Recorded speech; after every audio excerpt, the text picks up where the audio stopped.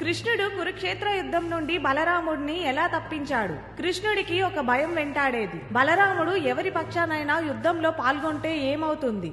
ఎందుకంటే బలరాముడు గదా యుద్ధంలో భీముడికి మరియు దుర్యోధనుడికి గురువు.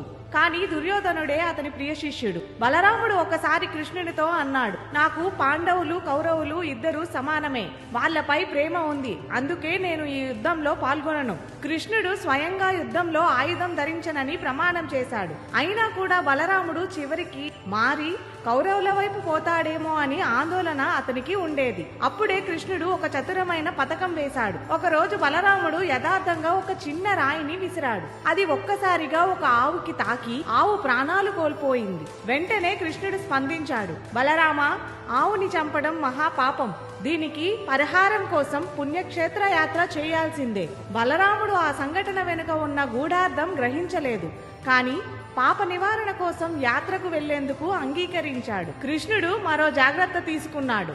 బలరాముడు యుద్ధం మధ్యలో తిరిగి వచ్చి యుద్ధంలో పాల్గొనకూడదనే ఉద్దేశంతో తన కుమారుడు ప్రద్యుమ్నుణ్ణి అతనితో పాటు పంపించాడు. ఈ విధంగా బలరాముణ్ణి యుద్ధంలో పాల్గొనకుండా కృష్ణుడు విజయం సాధించాడు. అది పాండవులకు ఒక గొప్ప రక్షణ అయింది. ఇదే శ్రీకృష్ణుని యొక్క మేధస్సును, ప్రేమను, చతురతని జ్ఞాపకం చేస్తుంది.